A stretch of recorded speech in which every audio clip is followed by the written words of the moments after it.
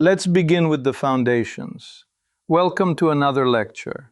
Today we examine Steve Hilton, British-born American by naturalization, strategist turned media commentator turned California gubernatorial candidate. It is, if you will, a compact case study in how ideas travel across institutions and across the Atlantic. Hi everyone, I'm Priyanka. I'm curious about how one person can move from number 10 to Fox News to, a California ballot measure.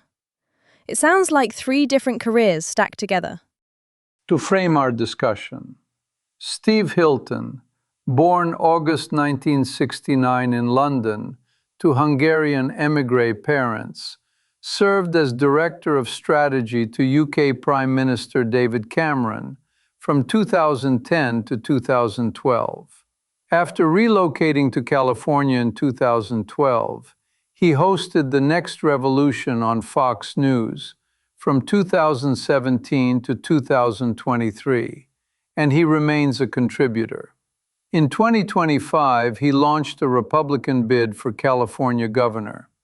By April 2026, he had raised around $6.6 million and received an endorsement from Donald Trump in April 2026. He describes his ideology as positive populism. In simpler terms, the claim that we should redesign systems around ordinary people rather than around large, impersonal institutions. For an analogy, imagine city transit. Standard populism might shout, "The subway is rigged by elites." Positive populism tries to redesign routes, pricing, and signage so actual commuters reach work faster, with fewer transfers and less friction. Less rage, more re-engineering. Hilton's version combines rhetorical insurgency with policy tweaks aimed at decentralization and smaller human-scale organizations. So yeah, moving on. Could we define the terms we'll keep returning to so listeners have anchors? Of course. Populism, a political approach claiming to speak for ordinary people against perceived elites. Hilton's positive populism asserts a constructive, design-oriented variant. Fox News contributor, a commentator providing analysis and opinion across network programs without hosting a daily show. CEQA, the California Environmental Quality Act, a state law requiring agencies to identify and mitigate environmental impacts, frequently enforced via private lawsuits. Impact fees, charges localities impose on developers to fund infrastructure and services necessitated by new construction. These definitions will be mechanically useful when we reach California housing. Why does any of this matter? Hilton's ideological packaging helped shape a wing of conservative media that couples anti-establishment critique with solutions talk: deregulation, devolution, local control. In the UK, he was sometimes labeled a blue sky thinker, ambitious, occasionally impractical proposals that clashed with the caution of coalition government. As The Economist once put it, he remains appallingly misunderstood, which is polite British code for polarizing and hard to pigeonhole. Isn't it interesting how that label, blue sky, can sound flattering and dismissive at the same time? Like saying, great clouds, where is the rain? Speaking of backgrounds that surprise, Hilton's father, István, was among Europe's best goaltenders for the Hungarian national ice hockey team in the 1930s. The family fled Hungary in 1956, anglicized their surname to Hilton, and worked in catering at Heathrow after arriving in Britain. That trajectory, from public prominence to refugee precarity, echoes in Hilton's emphasis on human-scale institutions. A second striking detail: Steve Hilton and his wife Rachel Whetstone were godparents to David Cameron's son, Ivan, who tragically died at age 6. The political was, in that circle, deeply personal. As for milestones, 2010 to 2012, Director of Strategy to Prime Minister Cameron, pressing administrative downsizing and institutional redesign. May 2015, his book, More Human, argued that both big government and big business become alienating and advocated smaller, accountable systems. 2017 to 2023. The Next Revolution amplified those themes in U.S. media. Early 2020, he warned that strict COVID-19 shutdowns risked harms worse than the disease. President Trump soon echoed that the cure should not be worse than the problem, suggesting, at minimum, parallel messaging. In 2021, he became a naturalized U.S. citizen, and in 2025, he renounced British citizenship. Maybe the best place to begin is by asking the question that keeps returning. Did the academic side matter much? Like Hilton at Stanford's D School and Hoover, did that change how he thought about policy versus politics?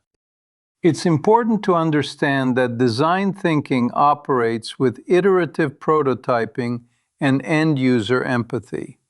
Hilton's academic roles at Stanford, Hoover Institution, Freeman Spogli, and the Hasso-Plattner Institute of Design gave him a vocabulary for institutional redesign. Define the user, test quickly, reduce friction. We observed those fingerprints in his California efforts.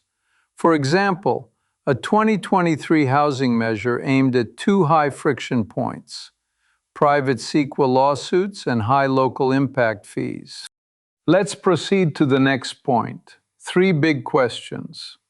1. A historical inquiry into his UK political advertising and its consequences. 2. A counterfactual about California housing had his initiative passed swiftly and intact. 3. A present-day examination of COVID origin claims and the communication environment that amplified them. I think the next thing we should talk about is the ad history, the demonized poster. I have seen the image. It's unforgettable in a slightly unsettling way. Let's start with the history. In 1996, Hilton, working with Conservative Central Office and Saatchi & Saatchi, bought the New Labour, New Danger Demonize campaign, casting Tony Blair with ominous red eyes. In January 1997, it won a top award from Campaign magazine, Creative Acclaim. In May 1997, the Conservatives suffered their worst defeat in half a century. Analysts argued the ad typified a negative, backward-looking brand, while Labour promised optimism and renewal. The episode has become an object lesson. Shock can win prizes while losing elections. Can we say that the ad's success and the party's loss mapped onto 2 audiences that barely overlapped? Industry juries and swing voters? Like, one likes audacity, the other wants reassurance. Clearly, creativity optimizes for attention. Electoral persuasion optimizes for trust under uncertainty. The distance between those objectives is larger than campaigns admit. Hilton's reputation as a bold message framer grew, but so did the cautionary tale. In politics, memorable is not the same as electable. That divergence nudged him over time toward roles where disruptive ideas faced fewer institutional breaks: policy entrepreneurship, writing, and later US media. It is worth noting that Hilton's UK persona entered pop culture. The BBC's The Thick of It satirized a Zen-like, buzzword-heavy strategist named Stuart Pearson, widely read as a send-up of Hilton. When satire captures you, you are culturally salient, but you are also inevitably simplified. That simplification followed him, to some extent, into American commentary, where positive populism functioned as both brand and argument. Building on that, Did losing to Michael Gove for Surrey Heath before 2005 also push him away from parliamentary paths towards strategy and media? Maybe the road not taken matters here. Arguably, yes. Not securing that candidacy closed one institutional door and made the advisor path more probable. By 2010, he was shaping Downing Street's strategy. By 2012, he relocated to California. By 2017, he had a weekly show. We can infer that cumulative contingencies, rather than one determinative decision, redirected the arc. As mathematicians say, path dependence is real. Initial conditions matter. Let's transition to another aspect, the California counterfactual. Hilton co-founded Golden Together in 2023 with Lanhee Chen and Gloria Romero, and he proposed a housing ballot initiative targeting two levers. 1. Prohibit private CEQA lawsuits that delay projects. 2. Cap local impact fees that add substantial cost to each unit. Critics such as Joe Garofoli at the San Francisco Chronicle called it a developer giveaway. Supporters argued it would stabilize construction and surface the affordability crisis as a statewide priority. What if we thought about it like this? If the initiative had passed intact, would we have seen fewer boom-bust cycles for construction workers? I mean, workforce stability is not just jobs. It is training and retention too. In this context, reduced litigation risk and lower fee burdens could have accelerated groundbreakings and smoothed project pipelines. Fewer injunctions mean less idle equipment and more predictable schedules. Developers can carry financing costs for months, not years. That predictability supports continuous employment, apprenticeship continuity, and investment in skills. However, we must add two caveats. First, prohibiting private CEQA suits would also remove a long-standing enforcement mechanism prized by environmental and neighborhood groups. Any gains in speed must be weighed against reduced leverage for mitigation. Second, caps on impact fees could shift costs back to municipal budgets. Without fiscal backstops, localities might resist growth in other ways, such as downzoning or procedural delay. So, I guess we can start by thinking about second-order politics. Passing it might have strengthened what people call YIMBY coalitions, and maybe weakened local veto players. Would that have altered party alignments by 2026? This logically leads us to coalition math. A successful initiative could have brought pro-growth Democrats and construction unions into closer alignment with a deregulatory plank traditionally associated with Republicans, while environmental litigators and slow-growth homeowners consolidated the opposition. Whether that breaks along party lines or scrambles them depends on local context. California politics, to some extent, is increasingly about land use, and land use coalitions are famously cross-partisan. Theoretically, Hilton's measure might have shifted salience rather than pure party identification, making housing a top-tier vote driver rather than a background complaint. On to our next point, the present-day unanswered question. Hilton's COVID-19 interventions occupy two lanes. First, public health countermeasures. In early 2020, he argued that the cure could be worse than the disease, warning of collateral harm from lockdowns. Second, origin claims. In January 2021, he asserted that the Wuhan Institute of Virology was the most likely source and claimed Anthony Fauci commissioned work that led to the virus's development. PolitiFact assessed those latter allegations as unsubstantiated and described them as spinning a conspiracy theory. The broader lab leak versus zoonotic spillover debate remains unsettled in the public mind, but Hilton's specific Fauci commissioning claim lacks verified evidentiary support in the record. I'm curious about influence. Can we reasonably say his messaging shaped presidential rhetoric? Or is it more like parallel processing in the same media ecosystem? We should be precise. President Trump tweeted language that mirrored Hilton's cure worse than the disease framing shortly after Hilton's broadcast. Amplification occurred, but causality is hard to establish. Media, campaigns, and the audience co-produce messages in a feedback loop. Hilton's role illustrated how a weekly program can function as a pressure point on elite discourse, particularly when clips are then circulated on social platforms by high-profile figures. As for the origin debate, it is crucial to understand three layers. First, scientific uncertainty. Competing hypotheses require incremental evidence that remains incomplete. Second, policymaking under uncertainty. Leaders must choose with imperfect data and time pressure. Third, platform dynamics. Claims that are vivid, assign agency, or implicate institutions tend to spread faster. Future research on pandemic communication should examine how editorial standards, fact-checking, and algorithmic incentives interact when high salience claims, lab leak, lockdown harms, are advanced by influential commentators. Maybe it's just me, but I keep thinking about Hilton's more human theme. If you argue for human scale systems, is there a tension when you make very large origin claims about a global crisis? The scale seems mismatched. An astute observation.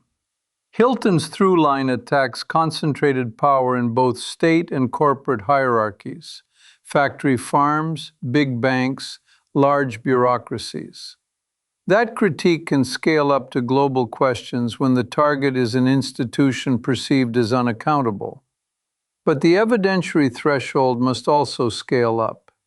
In simpler terms, the bigger the claim, the stronger the proof required.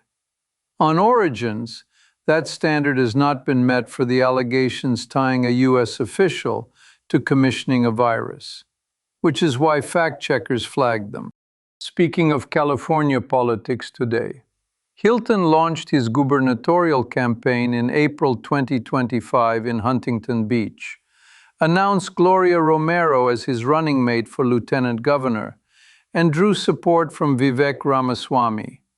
The Trump endorsement followed in April 2026 at the state GOP spring convention. Delegates split. Hilton at 44%, Riverside County Sheriff Chad Bianco at 49%. Neither reaching the 60% threshold for endorsement. It is an instructive note. National endorsements do not always convert into intra-party delegate majorities. From a different angle, does his tech entrepreneurship with CrowdPack fit the same pattern? Trying to decentralize politics with data, then running into polarization? The platform suspended Republican fundraising in 2018, and he resigned as CEO the same month. Yes. CrowdPack sought to lower barriers for small donors. But platform governance becomes political the moment you adjudicate risk. This is the broader modern dilemma. The same decentralizing tools that empower citizens also require centralized content rules. Design meets politics, friction returns.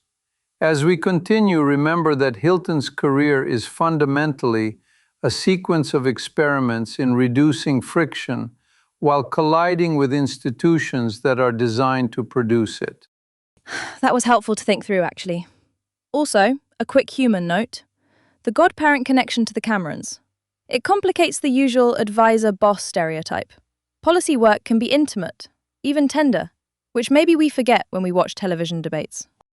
In conclusion, Steve Hilton is best defined as a designer of political narratives and institutions, who migrated from UK strategy to US media, and now California electoral politics. We explored three questions. Historically, the Demonize episode shows how creative audacity can diverge from electoral effectiveness.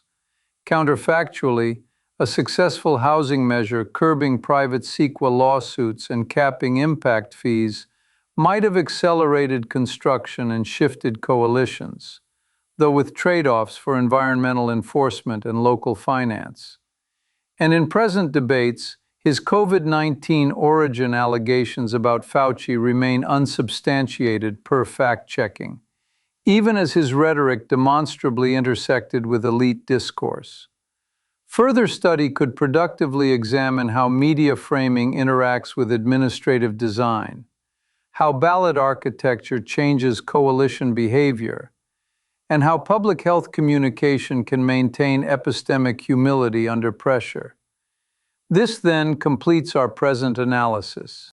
Thank you, Professor, and thank you for listening. Maybe that's something we can come back to later, especially the part about design thinking in government. Goodbye for now.